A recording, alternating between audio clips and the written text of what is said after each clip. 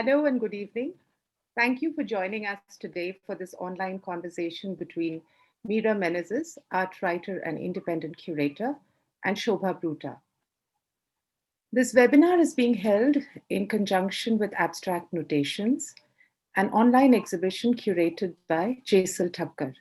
The show, which is currently running on the Gallery Espace Instagram handle, features works by 30 artists whose practice falls under the broad rubric of abstraction. Of these, 25 are young artists, mostly under 40 years of age, and contemporary, not just in the sense that their art is of the here and now, but also in their inclusive approach to materiality and in the self consciousness and open endedness of their practice. The remaining five artists are, as Jaisal terms them, postmodernists who were instrumental in contributing to the foundation of abstraction, to its thought and practice in recent Southeast Asian art discourse. In the context of the show, Jaisal considers the practice of these senior artists as having had an originary connection, if not an influence, on that of the younger artists.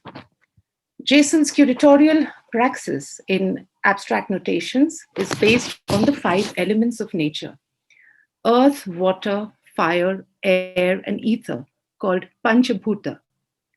She connects this with Tanmatra, an aesthetic concept of the rasa theory, which explores the relation between the natural elements and how they can be experienced through one or more of the senses. In abstract notations, Jaisal adapts these ancient concepts into contemporary sensibilities, recrafting them into artistic segments titled Topographical Poetics, Organic Resonance, Space Color Refractions, Motions of Shadow, and Sublime Rhythms, corresponding to an element and the senses through which they are experienced. Shobha Bruta's works appear in the exhibition's elaborate framework in the segment called Space Color Refractions, which is associated with the element of fire. The artworks in this segment embody a visual language of light color refractions realized through the picture space. This language finds a parallel with Shobhaji's recent canvases in wool in primary colors with their musically crafted textures and tonalities. Shobhaji's abstract practice is a sonic meditation refracted through colorscape.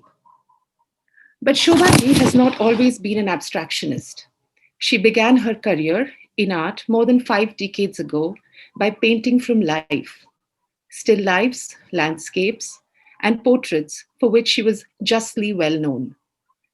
Somewhere along the way, she turned to abstraction, essentialism, as she terms it, and we hope she will today trace that journey, as also her engagement with circularity, her deep investigation into color, and how painting has enabled her to use the material as a way to experience the immaterial.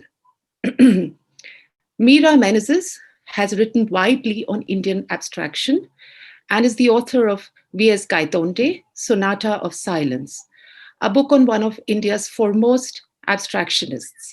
She has traced the development of abstraction in modern Indian art in Delhi Art Gallery's publication on abstraction, and written on Ramkumar's practice in Saffron Art's publication, Traversing the Landscapes of the Mind.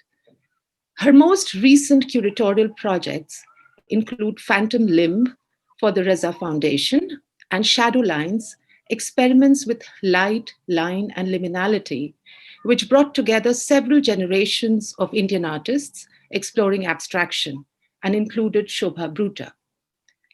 Thank you, Shobhaji and Meera, for agreeing to be a part of this conversation, and to our audience for joining us. We hope you will send us questions, and we will take them at the end of this talk. Thank you. Over to you, Meera. Thank you so much. I'll just share my screen. Kagi, Mrs. Modi, And you, Meera, thank you so much for inviting me to this conversation. Thank you so much. No, I look forward to it, Shobhaji, and yes, thank you very much, Ms. Pasan and Mrs. Modi, for having us and enabling this conversation. So, as Gargi mentioned, Shobhaji, we know you now for your large, very large abstract works, but I think people do not realize that you really started your journey with figuration. So can you tell us, what led you to move from this figurative way of working to a more non-objective way? When I started, say, in childhood itself, I was doing painting. In childhood itself, I learned to do painting, and I was very much interested in learning realism rather than abstraction. So abstraction came after a lot of practice and a lot of exploration and a lot of desire to move ahead and break away from realism. So that was my practice through the years.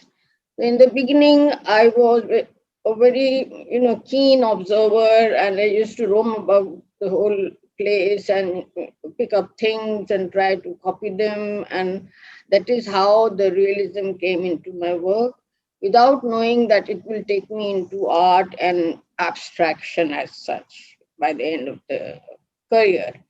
So I I just continued with drawing portraits for few years, and my first exhibition was portrait exhibition. But then after that, I was not very keen in continuing and repeating the same form all the way. So I tried not to break away from there. This breaking away took me to applying of color, to making strokes, and to make flat surfaces, and how to change from what I see to change from what I feel. So it went like on like that, but it took me years to break away from there. So as you see these portraits, uh, when you see the portrait, if you see there, it is where started changing from realism to essentialism. So it was a process. It was not a clear cut, decision on myself. So slowly and gradually, I started removing what I thought was I see on the surface, or say real. I just started breaking away and using the strokes and the colors and the brushes for playing on the canvases.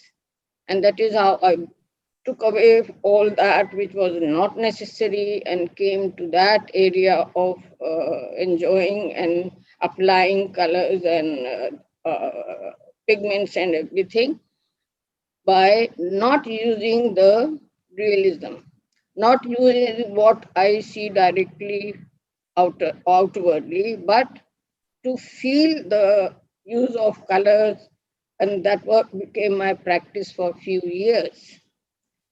Then later on, I changed from there, and that was also, I was like saturated with one kind of work, doing the same thing over and over again. And say after a few years, I now wanted to do something new.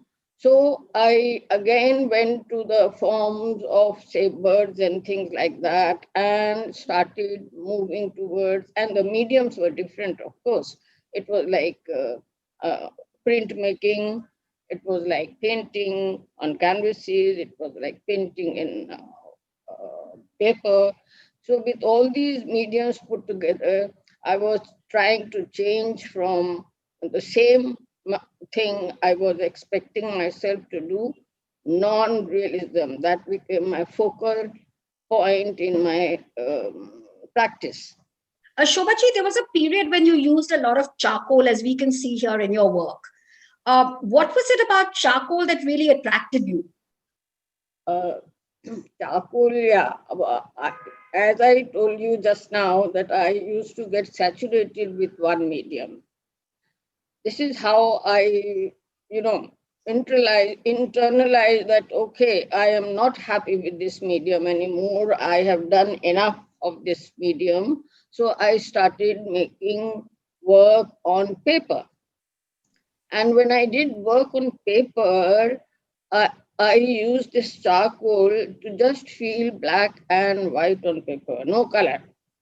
So that's how I got interested in using charcoal. And even with before that, I think I did some printing work with the black ink on paper. So paper gave a texture which I got fascinated, and that became my real, adventure in progressing in art form. One of the things, and we can see this on the slide here, is that you discovered sort of flicking of paint, or spraying of paint on your canvas, instead of using brush strokes. And that was really I think you really made that method of working really your own. It's really your hallmark, as it were.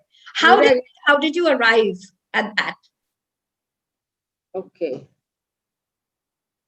The charcoal became a turning point. First, the portrait became a turning point. Now, the charcoal itself became a turning point, because the charcoal, I was intrigued by the texture created by the charcoal on the paper. So, actually, it was the paper texture which the charcoal took. And I was fascinated with that. The dots and dots and dots and dots were the real thing I wanted to do. That began with charcoal work. And then what happened, the charcoal I used to fix on the paper and the canvas.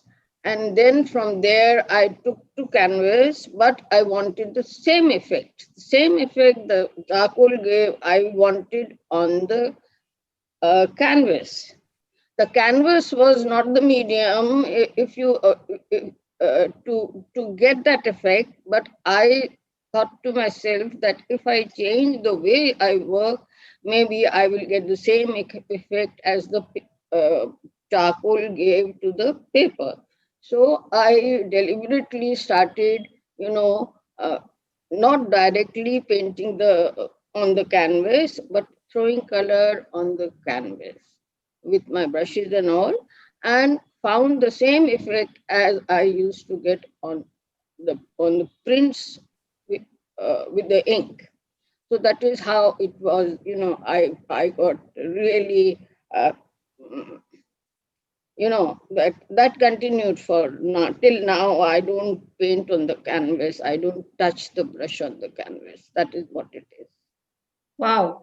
So you continue to, you don't put a brush to the canvas, and you continue to, but still work with paint. Still work with the same thing. Yeah, still works in the same method which I discovered. I tried many things, spray machine, this, that, but I didn't feel like doing with them. So I just used the brush and my fingers to get the effect.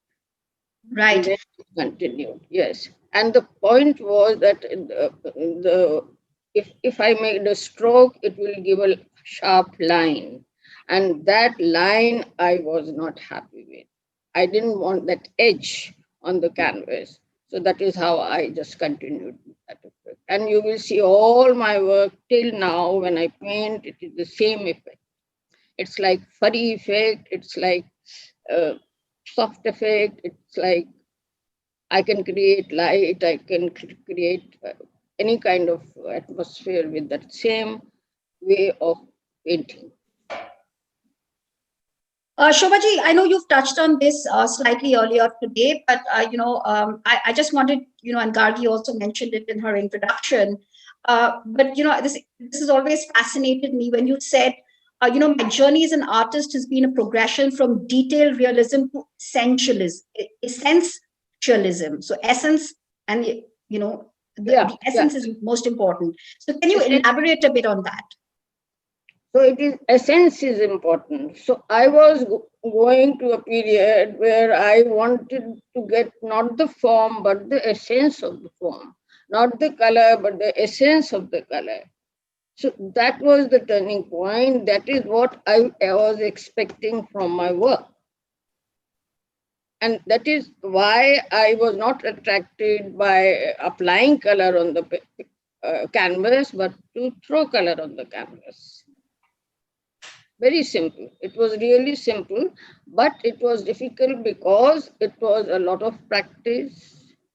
To refine it to that level has taken me years and years and years, and I'm still struggling with that. Right.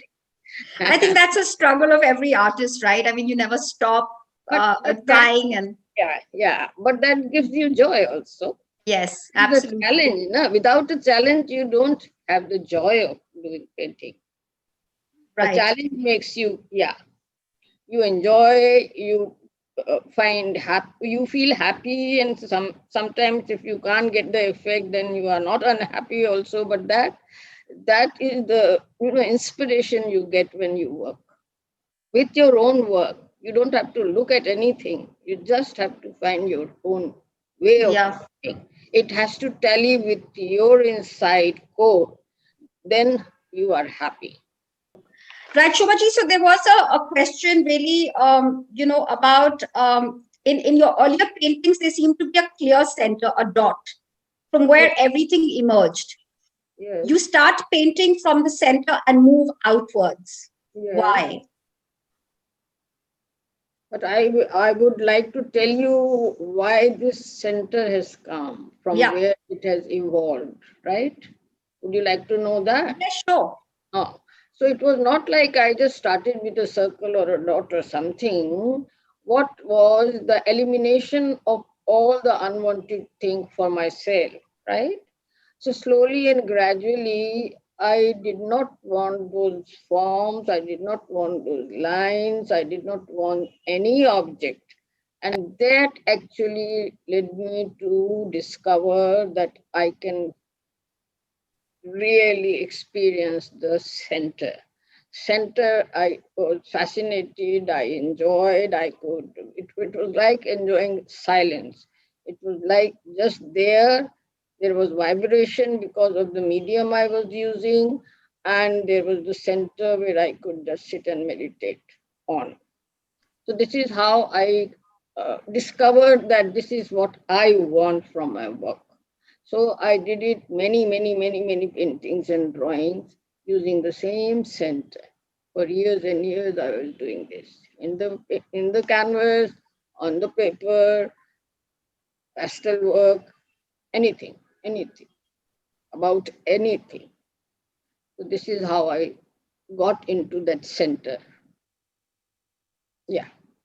And there's also a lot of movement, as we can see in your works. How did that come about? The movement is you know, like your pulse. You can't see, but you can feel the pulse, right? And this dot, you will see just the dot, but the dot is vibrating with energy. That is what I had picked up with this discovery. I felt this dot is not dead. It is pulsating. It is talking to you. It is doing movements. It is really living, a living entity. Just because the center was still, but around you could see the vibrations. All these four paintings is the same kind of thing. The colors are different, and they are all made on pastel work on paper. Your early, I remember, your very large canvases, having seen them many decades ago, which were really like throbbing orbs of color. And you've spoken about color having its own vibration. What is your relationship with color? Uh, Color having its, of course, each color speaks different emotion to you. Each color has a different vibrations also. The energy level is different. So that is what I was enjoying. Through any color or any texture, I could create all that. So that is what I was focusing at that time. For years, I did it. And now also sometimes I get back to it because I really like to do it. Yeah, I'm just looking at, some of these works here, and so one thing that's really struck me as well, is the circularity that we see in your works. And I think you're very conscious about this, right? So you're very conscious of circularity both in nature and in cosmos. So could you talk about this, the centrality of, the circular, the orbs that we see, the circular movements, the spirals, all of that we see in your work? Can you talk about that link between circularity in the cosmos as well as in your work? Right, right, right, right. Um, what do you see when you look at the sun? Meera, can you tell me? Yeah, I can obviously this, a round orb, a circle. Orb, circle, huh? It's around. Why is it orb? Because it is throwing light. Okay, and the background is dark and it is throwing light, and you can see the sun, and then it moves, and you see the movement also there. But the point is, it is static. It is just static. Means the center is static. For me, it was like that. So I could create anything around the center, but center has to be there.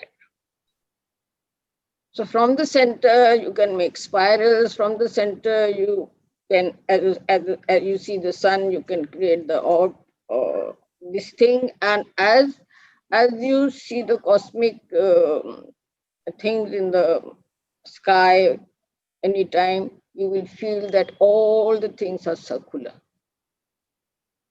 I feel everything is like circular. So that movement is very essential for the cosmic to, give energy. So Right, yeah. So that energy, we all receive that energy, but it is all coming from the circle. right. Yeah. I remember you also told me, a very interesting incident, and I'd love for you to recount it today as well, about some of the very intriguing reactions to your work. And one of that was about the Buddhist monks who came to see one of your show. Would you Okay. like to tell us about that? Yeah, yeah, yeah. It's very interesting, and I really, it opened up my eyes that how meditation can work, and how these people and why these people were enjoying my work. And they came every day to my exhibition, sat there, spent time there, and then I just wanted to talk to them because I thought I should know why they come every day to see my paintings. So one day I talked to them and they said, "Oh, we see your painting in our meditation." So then I realized that how my paintings are affecting people, spiritual people, and those who meditate. And if you go to that level of silence, you can see my paintings in front of you. Every time you meditate, you can see that. So I meditate very less, but I have created many paintings just by sitting there and meditating before a blank canvas as well, or in dreams as well. And in the morning, I'll go to the studio and paint the same painting. So that is how it works. So maybe it has a connection of spirituality in a, not that other sense, but it just silence maybe, just light maybe. Yeah. So everything is focused. When what will you do in meditation? It is focusing, and that focus you can see so many colors.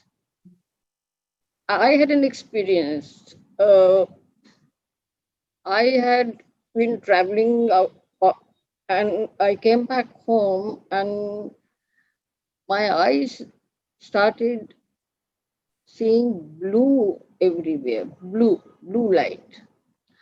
And it stuck to me for 3 days. That blue light was there with me for 3 days. Whatever I saw, wherever I went, the blue light was like around me all the time. And since then, I think it has stuck to me. And that is how I feel satisfied when I start and work with the center. It may be blue, it may be any color. So that Right. is the experiences I get with through my work, which is very, very challenging and very, satisfying also to me. Shobhaji, you did mention to me once that for you, almost every painting encapsulates a moment. And I'm just looking at this, which is also in quite a different format, very horizontal here. This particular work. Could you recall some special moments for us? Yeah. So this is like when I generally when I go travel, my focus is mostly on the landscapes, mostly on the like you see go above the ocean and then desert and maybe forest and all that. And I do want to get that experience translated in my paintings. Whatever it is, you can say it is a landscape, but it is not directly. It has been churned into my system and then simplified and put there. So that is how these paintings have come up. These are the three ones in this one is, I don't know from where, but it has come from somewhere. And the next three you will show probably will be from African landscape. And then there are some from Australian landscapes also. So, And Shobhaji, when you sit in front of a blank canvas, what goes through your mind? How do you, when you just look at that white canvas, how do you start? oh, I contemplate. I sit there for a week or so sometimes. And then whatever color, at that point of time, I choose my color and I start. It starts from the center mostly, and then you go on and on creating textures and form and whatever. The form is not there, as you know. It is circular painting, and then I it the canvas tells me where to stop, and canvas tells me where to make a shade out of the color. And generally, I take just pure colors. Pure color means the pigment I see, I use that onto my work. And it merges with other colors because the technique I use is like flicking, you say, Mhm. that helps. That helps. Yeah, this one is very striking. If you can see this particular one, Yes, it's really, yes. in its simplicity, it is so strong. And you've often spoken about the concept of nothingness, which also marks the works of a number of other non-objective artists. So what does nothingness really mean to you? Nothingness for me is not nothingness like that, but it is, yes, it is the simplification of everything just at the level where I don't want to work on the canvas, just one color itself becomes the prime important at some point of time, and then I don't work on it. It's like feeling silence. It's like feeling, from lots of thoughts to no thoughts, or it's like from thought mind to no mind. It's that kind of journey on just one painting. I can imagine so many things, but I don't want to work that way, so I don't paint like that. I just leave the canvas right there and I said, oh, it is done. I can't touch it anymore. I don't want to say anything because color itself is so powerful. I don't want to touch it. So this is how it is nothingness. There are no words for these kind of experiences, Meera. Yeah. Huh? But I do experience these things. That's why I don't touch the painting sometimes. Just I apply a color and I'm happy with it. And there are sets and sets of paintings I have done, and they are still lying in my canvases in the studio because I don't want to touch them. I'm just going through some more of your works. Sure, sure. Very geometric here. We'll come to a question on geometry in a bit. What is the relationship of music and what role does it play in your work? Relationship of music. Yeah. I take it like that because music has been my, it is like music discipline and art discipline went together in my life since my childhood. Since my childhood, I've been learning classical music and I was enjoying music and I was taking it very seriously, both the things together. And what I realized that anything you do in life, anything, it goes into your subconscious. The essence is there. And whenever you do some other art form, it has to translate into that. Even if you write something, it will be translated there. Okay. Even if you paint something, the musical elements are there in abstract forms. So it is a correlationship between all kinds of expressions. It becomes one. So that is how you see the waves in my work, which belongs to nature, and then the music also musical. I'll tell you an incident with this, and it is stuck in my subconscious. When I had a exhibition retrospective in 2013 in ISC, Mr. Keshav Malik was the curator. So he curated the show. And by the end of it, he took 4 days to curate the show, and you, and it took him time to feel which one should go where. So anyway, after he finished that, there was time for the audience to come and see and open the show and all that. And he told me that I don't want to get up from here. Why should anybody come and disturb in the exhibition? So I said, this is the norm. I mean, I've invited so many people, they will come and the opening will be there. So he said, but I am listening to the music in your painting. And then that point, I was so touched. I said, my painting, my music has not gone waste. It has been translated into the form of paintings. So that is how it works. Nothing goes waste. Whatever you think, whatever you do, whatever you experience, it gets translated through a finer art. So that is what it is.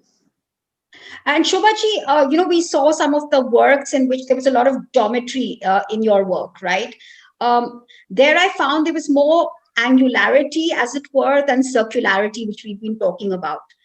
So could you tell us really about, how this sort of geometries come in and just move towards angularity? Uh, again, it is a progressive thing. So after the center started moving, as you know, and I've explained that to you, how center for me was like a movement and a kind of active thing. So gradually I came into, through the center, I started breaking that center and using that squares and things like that, geometry. But the center has never left me. It is all, it is a connectivity with the center itself. You see any painting, the beginning is the center, and then it moves and moves and moves. Like I told you it is the circle and the concentric circle or the spiral. So if I can make a spiral, I can make all these kinds of rectangular things. I can make, it is just a play from the center. All kinds of things are happening. The geometry is there, and geometry is there in the cosmic. This thing also you will see geometry. So it is. I think I am connected with geometry because of the center. Otherwise, maybe no. Yeah. Right. I'm just going through some works because I think a lot of people have asked to see more works, and that's what you mentioned that every 8 years you noticed a shift in your work. You now use other materials in your work. Wool, bubble wrap, fabric, steel wool. How come you've sort of shifted, and is it really true that every 8 years that you move? Yeah, fortunately or unfortunately, I don't know. This is the process probably of creativity itself. That after 8 years or 10 years, I get saturated with one kind, and then I experiment. Of course, I do many wrong things. I throw many paintings, or I I try to break away from the whatever I was doing. So it is like creativity moving ahead. Otherwise, you are stuck. Where is the challenge? So this is a kind of a challenge I give to myself. That if it is not challenging, that means you should move ahead. Don't stop. You have done enough from the same, element. Now you go to another element to experiment.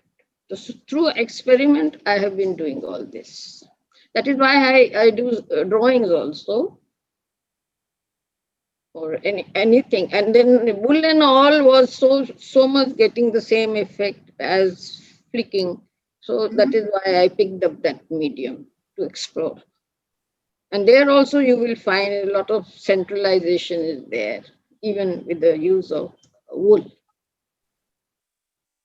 Yeah, and as we can see here, some of your more recent wool works, the images that I'm sharing. Chrome, so that's also another thing. You curated a show, White on White, which really spoke of a preoccupation also with the monochrome. So could you talk a bit about that? I mean, what is it about, having, I won't say the no color because there is color, but moving towards this kind of monochrome and this whole show about white on white. Yeah, yeah, yeah. I had an opportunity to paint white on white with some group in this Habitat Center once, and that was a real challenge to how to paint white on white.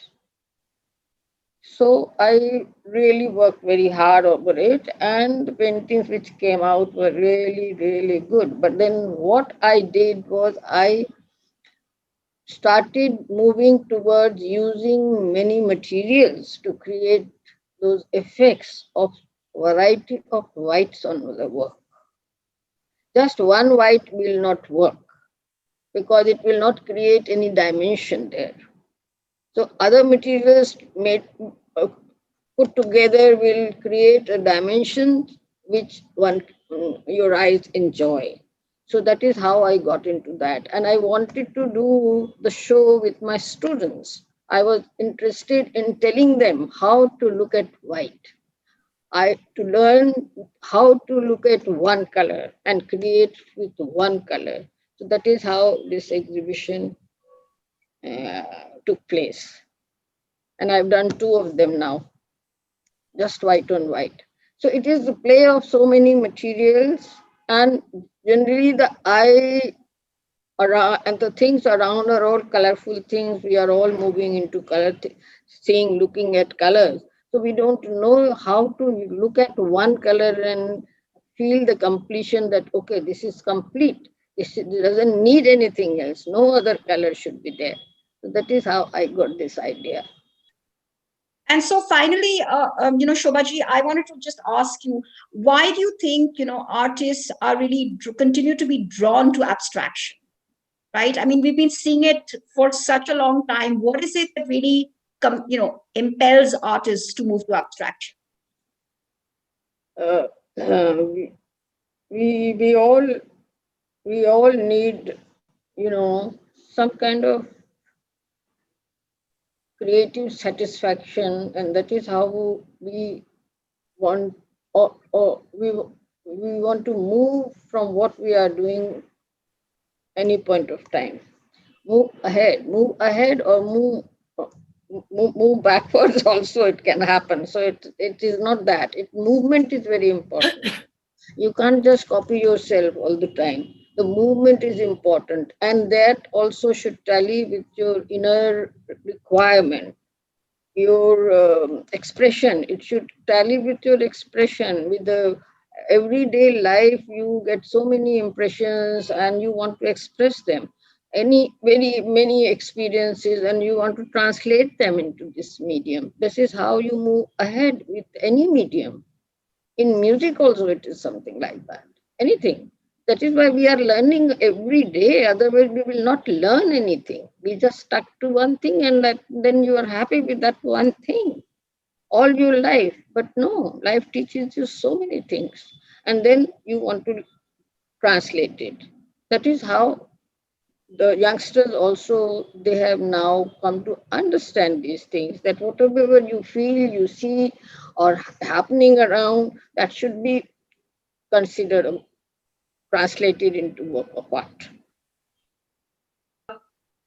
I think there's one from the Sri Lankan artist Jasmine. Yeah, go ahead.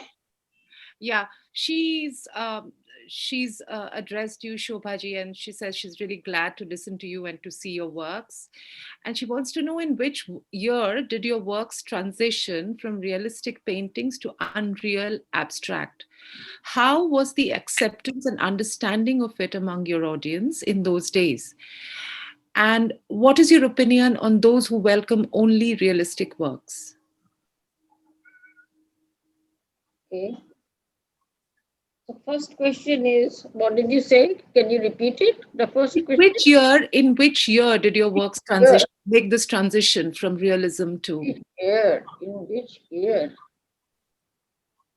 Not easy to answer now after 60 years of work. It's very difficult to answer. Maybe for, I think maybe for after 15 years from, say, finishing my college, I think my movement was towards abstraction. So that is what I can remember.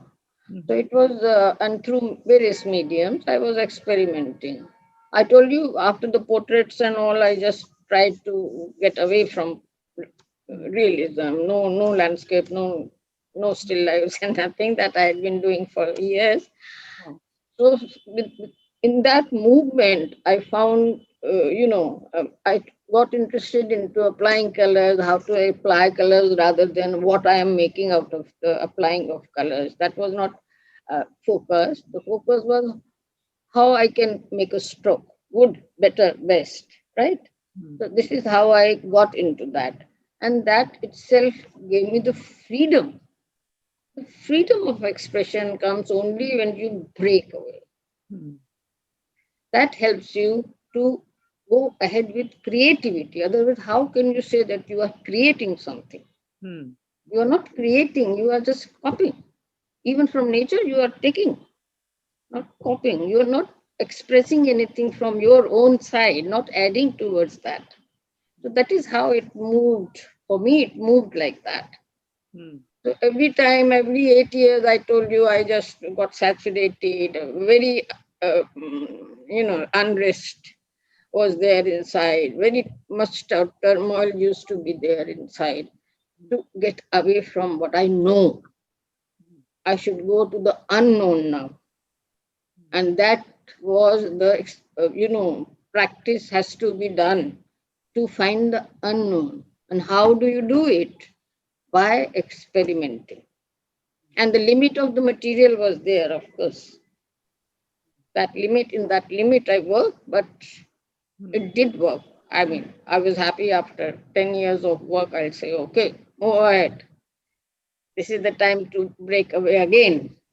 So this is how it was. The second question was, I don't know what. The second question was about reception. How did people react when you made the transition?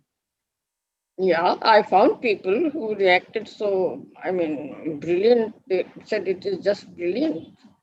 But, So you but didn't have to have. obviously, there are few people who can react like that. You have to have a deep, not understanding, but deep sensitivity to feel that. Hmm. Hmm. Otherwise, beyond a point, one don't see anything. It is realism all over. You sit in the room, go outside, it is all real. That world is real for us. But no, there is something which is unreal that has to be explored also. If one can do that, those people can understand. Those who want to go ahead, break away. Those who want to have challenge and brave enough to have the challenge, get the challenge, and get the experience of challenge, they can understand. And I have found people who could understand, although few. But yes, there are people who are sensitive, more sensitive than myself also. But yes, I have enjoyed that part also. Thank you. And Yeah, there are two questions, Meera. Could you take? Sure. I think there's a Q&A from Can you just read them out, Gargi, because there is a issue here as well. Vasvo wants to know, what do you think of, how do you think of color in your more monochromatic etching works, Shobhaji? Is the approach different than painting? applying, what are you asking? Applying. His question is, how Uh, do you think of color in your more monochromatic etching works? Is the approach different than painting? yeah, approach is different because in etching, you have to imagine the colors and you have to create levels to apply them. Levels. It is the levels which are important. By putting the metal sheet into the acid, what happens for say you keep it for 10 minutes and the second layer you keep it for 20 minutes and the different area will etched. Hmm. So you can go deeper and deeper and deeper to where even the plate gets corroded so much that uh, applying color becomes very difficult. So if you use fill in the color, then it is different. Otherwise, if you use the roller, that only goes to the upper level of plate. Hmm. So that is how you create colors. The deep color, it could be light white also, it could be yellow also, lighter tones, and above it, it can be by the last layer, it could be dark color, and it could be opposite also. That is how we apply color on a plate, etching plate.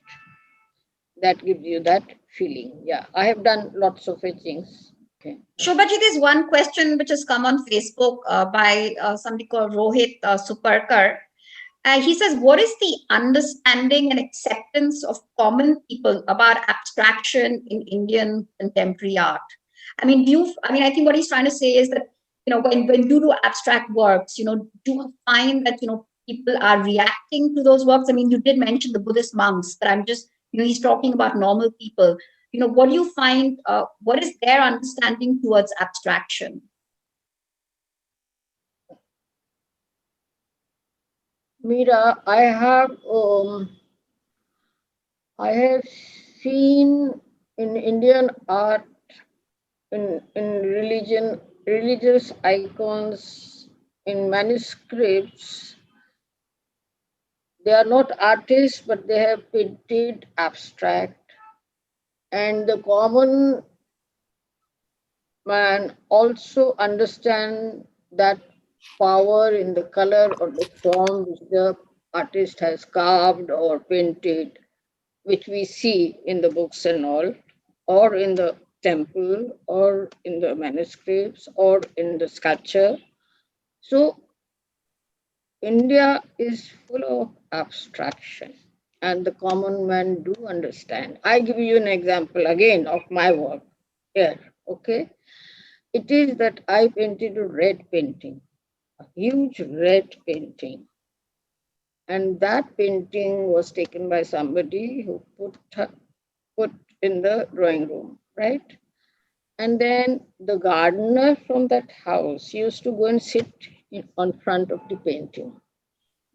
And that his painting didn't have anything but red color and little specks of some other color. That was all. And that gardener used to enjoy there and will not move from there. So the owner of the house one day asked, what do you see in this painting? And he said, I see God in this painting. So Right. that is the answer that gardener gave it to the owner, or maybe owner also must be experiencing something that she has taken from me, that painting, and put it there in the house. So this is how abstraction works on general people also. Not that they are not educated or anything. It is nothing like that. It has to touch yourself somewhere. All arts have to touch yourself. Some core has to be touched. And if you are capable of doing it, then you are happy about it. So that was my experience with the abstraction, my own expression being accepted like that. Yeah, because obviously your works have touched a deep chord, in somebody who's seeing it, That's right? what I'm saying. Now I understand how people, I mean, why and how can anybody who doesn't know anything about art and not seen art anywhere and yet, you know, have such strong feeling about something. So they must be enjoying nature like that. They must be enjoying other things also around which is like that. So we think abstract, we look abstract. So all the senses are going towards abstract. It is not that you have to read books to find out. No, it is a feeling, direct touch with the nature, that you, nature or non-nature or whatever, that you find something. Any color you take, any blue color take, yellow color, green color, any color, black, oh my God, it is so powerful. I have made paintings, black paintings, many black paintings, and I want to display them on black wall also.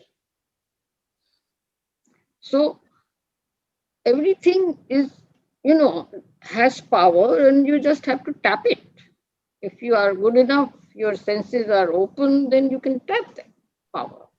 If not, if it is closed, then it is closed. It is hard work to open it. So I think abstraction is very, very, very powerful and enjoyable. You see the sky, you see the rain. We all experience it. You don't have to go for education for this. You just feel it. Yeah, that's on a yeah, Huh. that's a very beautiful thought, and I think on that thought, we would like to end today because I think you spoke with such passion about it. Um, Thank you so much, Shobhaji, for taking the time. You, Gargi, and or maybe Renu would like to come in and really thank you for the opportunity today to speak to Shobhaji. Yeah, thank you so much. All of you have done such hard work. Thank you, Shobhaji, and thank you, Meera, for making this conversation so interesting. People don't hear you often, and it's such an opportunity for all of us. And thank you, everyone who's attended this conversation. And it was really beautiful, your insight, especially about the way you was talking about from center you go outside. Yeah. And from outside we go to the center. It's vice versa also, no? Yeah, and it's how from I discovered center from the outside inward, and then from inward I expanded it to the level I could. So that's how I found abstraction so interesting. I wanted to ask you one question, Meera, if you don't mind. Yeah, absolutely, Renu. Now the works which you are doing in with wool, which we are going to be showing next year, it's about these grids. These you are using wool very linear, or you are making these square grids, the white and white which you've done. From circular to linear to grid. Yeah. Yeah. How would you kind of express or define that this movement or this shift of the form? Uh, Even the medium was an obstruction in this way. When I knitted, I could make circular things. When I started spreading the wool straight, so it became linear. But still, I could not get rid of the center in my paintings. Really, a child. I never noticed that from your You, work. you notice most of the paintings are composition is like center Right. composition. Geometry is there also. So because of the medium I was using, medium was help in creating that new kind of a structure. Now also I make circular things, but I first measure them in a geometrical way, make a structure, and then paint them. So it became a vice versa thing, but then I started doing like that. So center has not left, which is good. I take solace in center. It's a resting place for me. How lovely. Yeah, Lovely. It is for each and every human being. yeah. The center. Center. Center is important. Very simple. Thank So, you so much, Shobha. thank you so much. Yeah, I'm thank you. very pleased. Thank you. Thank you, Meera. Thank you, Thank you, Shobha Meera. ji. Thanks Thank a you, lot. Gagi, everybody. I'm so glad Okay. I'm here with you. Thank you. Yeah. Bye bye. Bye. Bye bye.